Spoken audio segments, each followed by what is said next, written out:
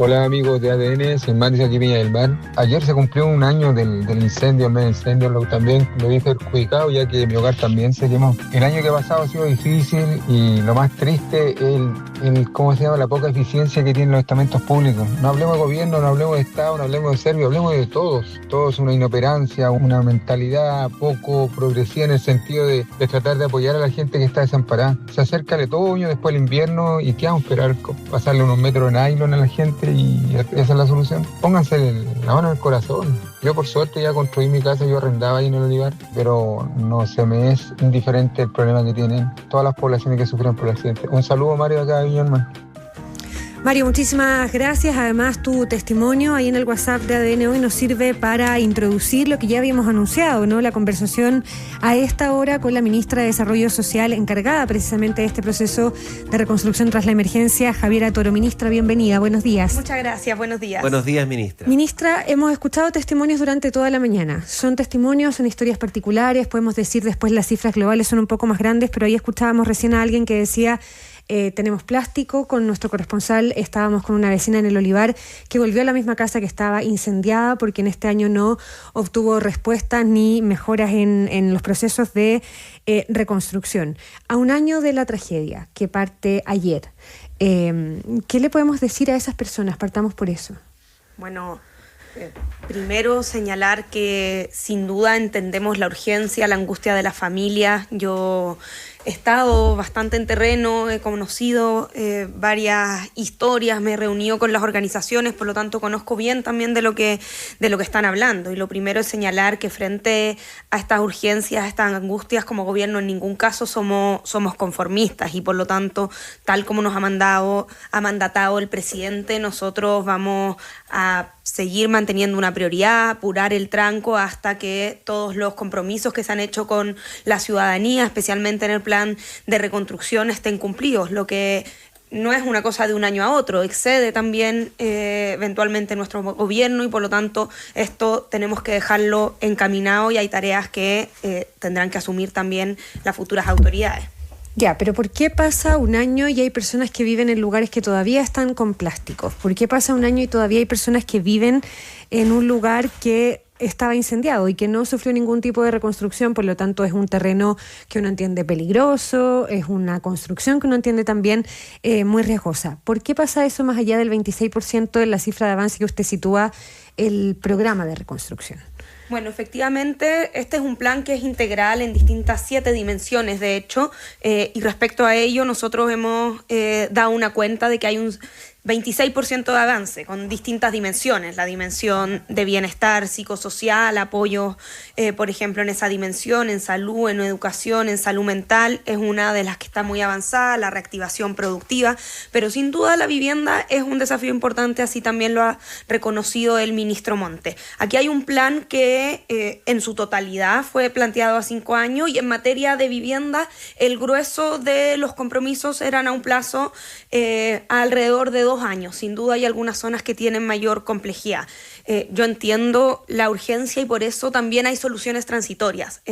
Resolver en un año la reconstrucción de una vivienda, la verdad es que excede también las capacidades de la institucionalidad actual y las complejidades del terreno, las complejidades de seguridad, que hay sectores que tienen distintas características. Algunas son zonas de riesgo y requieren que las personas sean reubicadas, otras son zonas de riesgo que requieren medidas de mitigación, otras tienen dificultades que son más bien del ámbito administrativo, legal, que tenemos que ir superando. Entonces, ahí sin duda hay una urgencia de las familias que también ya hace que, y lo ha planteado así el Ministerio de Vivienda, mirar también no con complacencia estas cifras, sino justamente poner mayor énfasis para responder con mayor celeridad. Pero lo conversábamos con las personas que justamente hemos entrevistado hoy en la mañana, en vivo, por ejemplo, en la zona del Olivar, y una de las situaciones que se repite es que ante la falta de esa evaluación aún en su lugar, en su cuadra, en su manzana, han optado por la autoconstrucción con recursos propios. ¿Cuál es la situación que ustedes ven en particular frente a esa actitud que han asumido muchas familias porque han estado en la necesidad de aquello? Pasó un invierno además tremendamente lluvioso en la zona central. Bueno, Primero, el Olivar sin duda es una de las zonas complejas de la reconstrucción, tanto por las complejidades propias de ese sector, las complejidades de las viviendas que existían ahí, son cuatripareos que estaban bajo un mismo rol. Eso mismo nos decía la vecina, lo de los cuatripareos. Efectivamente, son cuatripareos que no tenían propiedad individual, por lo tanto ahí hay una dimensión legal y cuyos inmuebles tenían menor superficie de lo que hoy día en general se está construyendo por parte de Minbu, pero también porque ahí se concentra una cantidad muy importante de afectados, y por eso el Minbu ya tiene varios proyectos en esa zona. Hay 3 empresas constructoras con las que ya hay contratos, y las primeras faenas deberían comenzar durante este primer semestre. Pero aquí, para abordar esta complejidad, las soluciones son múltiples. O sea, tenemos de parte del Ministerio de Vivienda instrumentos como la adquisición de vivienda construida. Hay familias que ya han tomado la decisión de trasladarse a otros sectores y ya tienen su vivienda, 40 familias que ya tienen su vivienda definitiva en otros sectores de la región. Existe un stock de viviendas que el Ministerio de Vivienda ya ha identificado para poder entregarle esa solución a más familias, especialmente aquellas que estén en zonas que sean de riesgo o decidan trasladarse. Hay soluciones como la construcción en sitio propio, que también es parte de la construcción, y lo menciono porque la autoconstrucción entendemos que muchas familias la han asumido y es una realidad como una primera prioridad, y esa también tiene que ser apoyada por el Estado. Y ahí quiero señalar que el Minbu tiene 2 instrumentos para apoyar la autoconstrucción. Uno, que es el subsidio de autoconstrucción, que entrega un subsidio y una asistencia técnica para que las familias puedan justamente volver a levantar sus casas cumpliendo con todos los requisitos normativos y poder así obtener una vivienda definitiva con su recepción final. Y la otra es el pago posterior. Por lo tanto, hoy día el Minbu tiene desplegados profesionales y está apoyando para que aquellas autoconstrucciones que se han desarrollado durante este periodo puedan efectivamente cumplir con la normativa y recibir un reembolso. Entonces, esas familias tienen la opción de justamente poder acceder al subsidio con este pago posterior. Y eso implica la multiplicidad de soluciones que se requieren frente a una complejidad como esta. Ahora, en cuanto a la evaluación del terreno, ¿no se puede volver a construir en el 100% de las casas o loteos o predios? ¿Hay algún porcentaje que por la calidad del terreno, por cómo quedó el terreno o por las características propias del mismo, no se pueda volver a construir un hogar ahí? Aquí hay diferencias según los sectores. O sea, el Ministerio de Vivienda ha identificado 17 sectores distintos para trabajar con soluciones distintas. Una parte importante de los sectores afectados, no todos, pero una parte importante está en asentamientos irregulares. Y ahí hay estrategias distintas. Hay sectores que tienen la posibilidad de ser radicados en el lugar donde estaban esos asentamientos irregulares, donde lo que falta, por ejemplo, es la urbanización. Un caso de eso es el campamento Manuel Bustos, donde durante décadas se estaba trabajando y estaba la expectativa de las personas para poder avanzar en esa urbanización, y hoy día, si bien es un proceso y las personas lo saben, que no es de un año a otro, sí se está avanzando. Hay que resolver cuestiones legales, cuestiones de deslindes, cuestiones de propiedad y poder realizar las obras de urbanización, y aquí hablamos de la llegada de servicios a ese sector. Hay otros sectores que pueden ser radicados con obras de mitigación que son complejas, y por eso esos sectores en el plan de reconstrucción desde el inicio se plantearon con un plazo más extenso, porque antes de reconstruir la vivienda es necesario hacer estas obras de mitigación.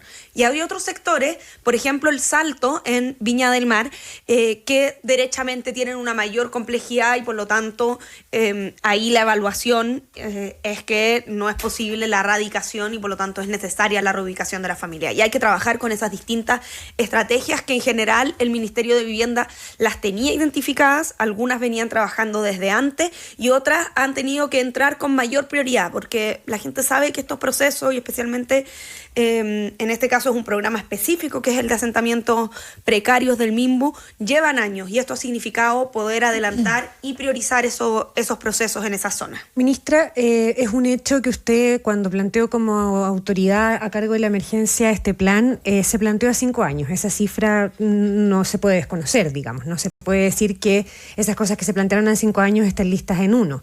Pero es un hecho también que en los últimos días lo que ha pasado es que, por ejemplo, el ministro Carlos Montes ha reconocido que la reconstrucción tras el mega incendio en Valparaíso ha sido lento. Lo dijo así textual. Y luego dijo, hace solo un par de días, que están todas las condiciones para acelerar el tranco. Entonces la pregunta ahí, y la discusión que se ha instalado es ¿por qué no se aceleró el tranco antes? Eso es lo primero.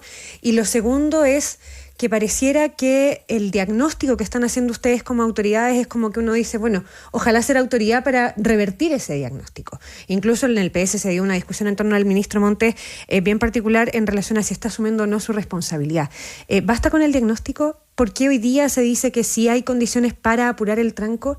¿Qué pasó en este año? Bueno, ahí quisiera distinguir entre los objetivos generales del plan, sí. porque estamos de acuerdo que la parte más difícil o más lenta ha sido lo de la vivienda. O sea, eso está sobre la mesa. Pero quedémonos ahí, como que ustedes como autoridades asuman la lentitud, asuman que hay condiciones para apurar el tranco y uno dice, bueno, ustedes son las autoridades, digamos. De todas maneras, y asumo sin duda esa interpelación y creo que el propio ministro Monte así lo ha hecho, especialmente en materia de vivienda. Quiero señalar algo respecto del inicio de tu pregunta, porque decía, ¿por qué pensaron a 5 años? Porque hay cosas que necesariamente requieren de más plazos. La reforestación, las obras urbanas de gran magnitud, las urbanizaciones. Hay cosas que no podríamos haber dicho y hubiera sido... creo que no hubiera sido transparente haber planteado un plazo menor. No, por eso yo digo, Ahora, a lo mejor no se les puede cobrar lo de los 5 años porque siempre se planteó a 5 años. Yo no me preguntaba por qué fue a 5 años, sino como, ahí está, lo de los 5 años está planteado como 5 años desde el inicio. El punto es el otro. Sí. En materia de vivienda, sin duda, ya ha sido reconocido, y en eso el ministro Montes ha sido claro, que nos gustaría avanzar más rápido. Y aquí es importante aprender de procesos anteriores, y quiero señalarlo. Esta no es la primera reconstrucción que enfrenta Chile. Cuando yo asumí esta tarea, no solo conversé con distintos delegados de reconstrucciones anteriores, también conversé con el expresidente Piñera, y él también me señaló dificultades que se habían enfrentado tras el terremoto y el tsunami. Y ahora se ve desde hoy día, se ve con otra mirada, y sin duda hay muchas cuestiones que hay que aprender de ahí, pero también hay desafíos, y una de las cosas que el propio expresidente Piñera me planteó tenía que ver con esta dificultad, en particular en materia de vivienda, por temas de irregularidad de los terrenos, por las dificultades topográficas de nuestro país, pero también en materia de institucionalidad. Entonces, yo me he propuesto que uno de los legados de esta reconstrucción sea una mejor institucionalidad para enfrentar las reconstrucciones, porque ahí sin duda tenemos una materia en la que mejorar. El terremoto del 2010 tuvo un legado institucional muy importante, que fue la reestructuración de toda la institucionalidad para responder la emergencia, que hoy día es SINAPRED, el Sistema Nacional de Prevención de Riesgo y Respuesta de Riesgo ante Desastre. Y yo espero que de esta reconstrucción podamos tener una mejor institucionalidad. Una parte de eso ya se está avanzando con el nuevo Ministerio del Interior, que va, una vez que esté implementado, permitir reunir la reconstrucción dentro del ciclo de gestión de riesgo de desastre como una continuidad con la emergencia. Cuando se divida el de seguridad pública al nuevo ministerio. Efectivamente, la ley contempla que el nuevo Ministerio del Interior va a incorporar la reconstrucción para que no tengamos toda la gestión del riesgo de desastre, incluye las reconstrucciones, pero hoy día SINAPRED, que es este sistema, no incorpora la reconstrucción y por lo tanto están separadas y no hay una institucionalidad permanente a cargo de las reconstrucciones, salvo el rol que el Ministerio de Desarrollo Social está cumpliendo ahora por mandato de la ley de presupuesto. O sea, ha sido una norma un poco ad hoc que se ha creado ante la falta de institucionalidad. Pero hay otra dimensión que yo me propongo que podamos avanzar, que tiene que ver con que el Estado tenga un mejor brazo ejecutor. Y ahí, sin duda, falta muchísimo. Necesitamos que las reconstrucciones, por la urgencia que significan, por la prioridad que todos sabemos que tienen, no entren a competir con las tareas habituales de todos los ministerios. Y ahí, efectivamente, también tenemos muchísimo que aprender, no de la historia corta, porque las reconstrucciones no empezaron el año pasado, no empezaron en el 2010, sino también de la historia institucional de nuestro país. Y ahí quiero recordar, por ejemplo, como el terremoto del año 39, el terremoto del año 60, instalaron una ayudaron a forjar la institucionalidad pública de nuestro país. Y a mí estamos trabajando para que uno de los legados institucionales de esta reconstrucción sea poder tener mejores condiciones de ejecución. Ahí la alcaldesa Ripamonti decía este fin de semana en una entrevista con el diario La Estrella de Valparaíso que ella esperaría que exista una ley especial que regule toda la gobernanza en torno a la precaución de las emergencias en las zonas de interfaz, por ejemplo. Decía tener institucionalidad nueva con todas las correcciones que hacer a CONAF y un plan de inversiones, tecnología e innovación. Ella sostenía que siente que no ha existido plena justicia en la respuesta del Estado con los damnificados. ¿Eso es parte de lo que usted dice? ¿Quiere sea también el legado de esta reconstrucción? Bueno, efectivamente la mejora de nuestra institucionalidad es muy relevante. En materia de enfrentar la emergencia, como señalo, hay sin duda perfeccionamiento y parte del plan de reconstrucción ha sido incorporar eso. Por ejemplo, la evaluación que se solicitó en su momento de la respuesta ante el desastre a la Unión Europea o todas las modificaciones que ha estado haciendo CONAF en materia de selección de su personal, todo lo que tenemos que avanzar en eso y también sin duda en materia de justicia. Aquí la pérdida más dolorosa sin duda son las 136 personas fallecidas. Hay algunos casos de presunta desgracia que también está analizando la justicia. La semana pasada justamente se declaró también la muerte presunta de una persona. Y existen, y esto es bastante indignante, 7 personas que están detenidas. Uno costaba creer que hubiera sido intencional una cosa como esta, entonces también hay una dimensión en materia de justicia que avanzar por allá. Pero no solo en esa parte de enfrentar la emergencia, sino también en la parte de la reconstrucción. Porque efectivamente que estemos enfrentando las mismas dificultades que reconstrucciones anteriores, donde de hecho todavía tenemos tareas pendientes, no solo del 27F, sino de otras tragedias, como la erupción del volcán Chaitén, como los terremotos de Coquimbo, como las inundaciones de Atacama, que todavía están pendientes. Entonces ahí tenemos un debe, no es una excusa, sino que es poder mirar y decir, tenemos que hacernos cargo no solo de enfrentar esta emergencia, sino que tengamos una institucionalidad mejor preparada, porque no podemos simplemente seguir arrastrando deudas de reconstrucciones anteriores. Y usted menciona además a tragedias que han cumplido y cumplen este año una década. Por lo tanto, el caso de Atacama, el mismo caso del sur de nuestro país, hay una preocupación ahí latente. Y la quiero llevar a un fragmento de la columna que hoy día publica en La Tercera el decano de la Facultad de Arquitectura de la Universidad del Desarrollo, Pablo Alard, donde él, en tono de crítica, señala que se priorizó la contención, el bienestar integral, el cuidado domiciliario y la atención psicosocial por sobre la gestión activa y la colaboración público-privada en la reconstrucción física de viviendas e infraestructura. El gobierno ha sido muy enfático en la importancia que da también al tema psicosocial y a los cuidados. ¿Cómo responde usted a esta crítica? No había leído la columna, pero a propósito, escuchando lo que tú señalas, lo que lees, me parece que aquí es súper importante considerar que tienes que ser integral. No puedo negar la urgencia y la prioridad de la vivienda, y en eso hemos sido claros, hemos señalado que no somos conformistas, el ministro Montes ha señalado lo importante de priorizar eso, pero no por ello vamos a dejar de lado otras dimensiones. Aquí no se trata de que estas dimensiones hayan competido, sino que son instituciones distintas. ¿No compitieron? A cargo, son instituciones distintas. Aquí había distintos ministerios encargados de esto, y así como vivienda está encargada de la reconstrucción de vivienda, salud, desarrollo social están a cargo de los apoyos de salud, valga la redundancia, los apoyos psicosociales, en materia de reactivación productiva, el Ministerio de Economía, el Ministerio del Trabajo, el Ministerio de Desarrollo Social.